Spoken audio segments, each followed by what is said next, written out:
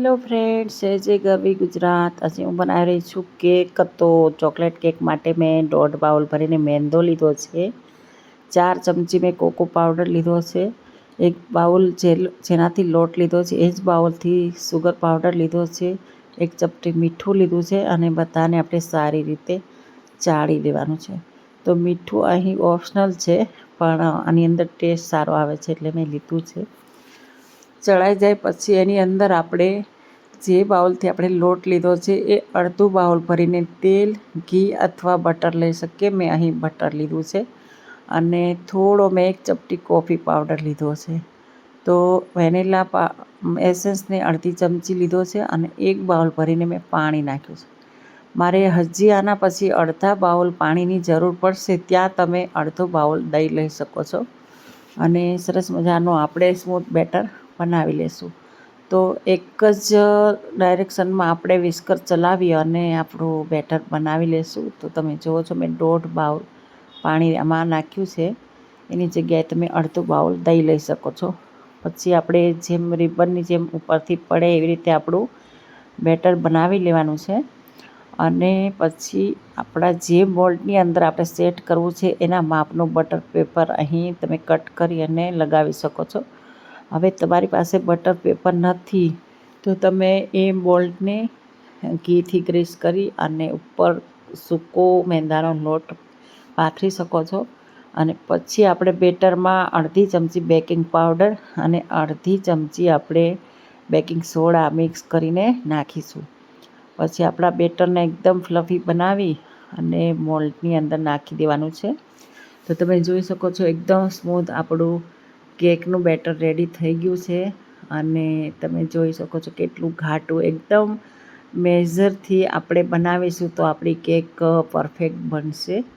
આટલું ઘાટું આપણે રાખવાનું છે। જો તમારે પાતળું થઈ જાય તો તમે થોડો મેંદો નાખી અને સેટ કરી શકો છો।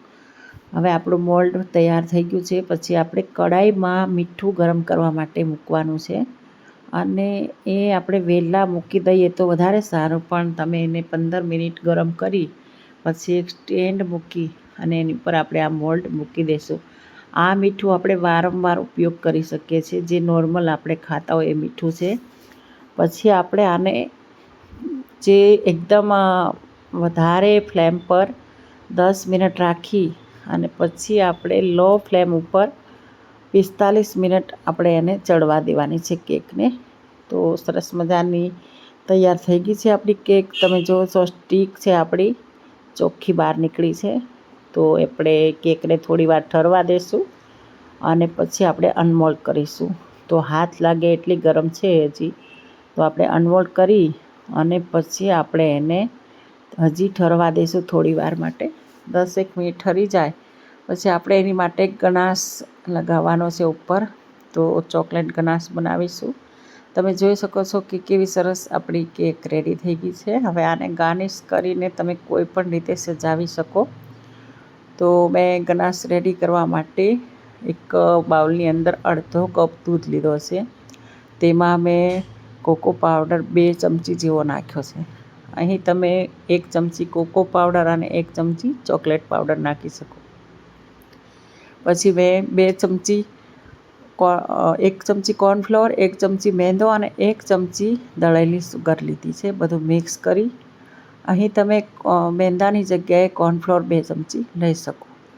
પછી મેં 1 ચમચી જેવું બટર નાખી અને જ્યારે આપણું પેલું બેટર ઘાટું થઈ જાય પછી આપણે બટર એની અંદર પીગળાવી દેવાનું છે અને ત્યારે આપણે ગેસ યા તો એકદમ ધીમો કરવાનો છે અને કાં તો આપણે બંધ કરી દેવાનો। હવે સરસ મજાનું ઘાટું બેટર થઈ જાય એટલે આપણે આ કેકની ઉપર લગાડી દઈશું। પછી આપણે ફ્રીજમાં એને અડધો કલાક સેટ કરવા માટે મૂકવાનું છે। હવે એ સેટ થઈ જાય ત્યાં સુધીમાં આપણે એની ઉપર આઈસિંગ કરવા માટે મેં અહીં વ્હીપ ક્રીમનો પાવડર લીધો છે, તમે વ્હીપ ક્રીમ ફ્રેશ લઈ શકો। હવે મેં 2 ચમચી પાવડર લીધો છે, સાથે મેં 2 ચમચી જેટલું મિલ્ક પાવડર નાખી અને જોતા પ્રમાણમાં દૂધ એડ કરી અને આ બેટર રેડી કરી દીધું છે અને એને એકદમ આપણે ચમચી ઘુમાવશું એટલે ફ્લફી થઈ જશે, બહુ જ એને ચમચી ઘુમાવવી પડશે। તો અહીં તમે મશીનથી કરી શકો છો, પણ હું એક જ ડાયરેક્શનમાં ચમચી ઘુમાવી અને બનાવું છું. પછી મેં એક ચપટી એની અંદર રેડ કલર નાખ્યો છે, જેનાથી આ બેટરનો કલર બેબી પિંક કલર થઈ ગયો છે. તો એનાથી આપણે શણગારી શકીએ.